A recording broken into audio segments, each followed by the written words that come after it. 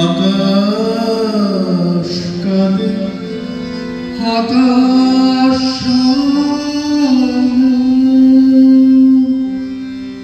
নাই যে ঘুম নয়নে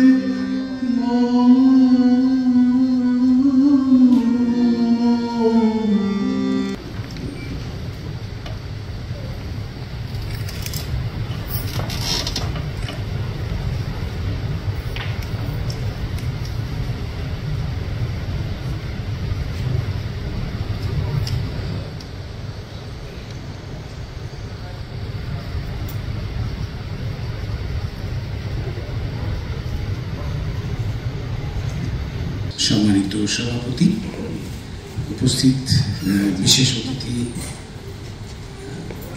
প্রিয় কাইজার ভাই এবং মঞ্চে উপবিষ্ট বাংলাদেশ শিল্পকলা একাডেমির সচিব, মুভিয়ানা ফিল্ম সোসাইটির সভাপতি বেলায়েত হোসেন মামুনকে আন্তরিক ধন্যবাদ এবং কৃতজ্ঞতা জানাচ্ছি আমার ব্যক্তিগত পক্ষ থেকে এবং বাংলাদেশের সকল চলচ্চিত্র সংসদ কর্মীদের পক্ষ থেকে। আসলে মুভিয়ানা আমরা দেখেছি যে এই 18 বছর মুভিয়ানা হয়ে গেছে।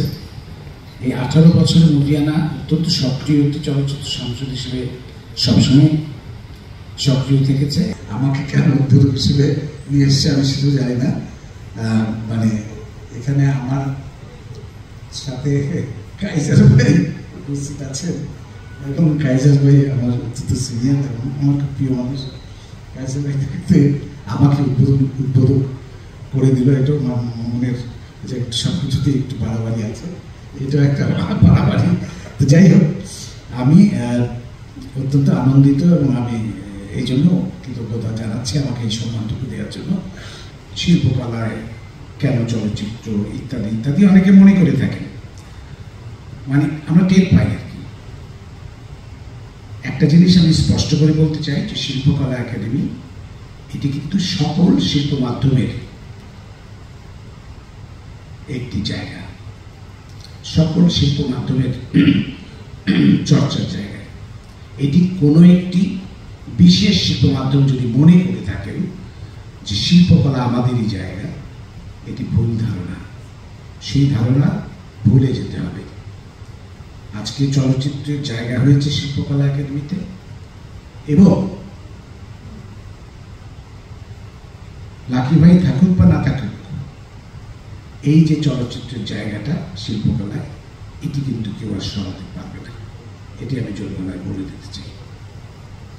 আমাদের অধিকার আমরা আদায় করেই নেব।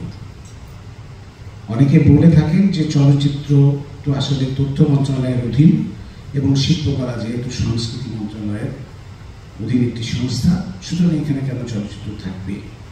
তাও আসলে যুক্তিটা একেবারেই অযৌক্তিক আমি মনে করি। কারণ চলচ্চিত্র একটা বহুমুখী শিল্প। চলচ্চিত্র যেমন তথ্য মন্ত্রণালয়ের আওতায় থাকতে পারে,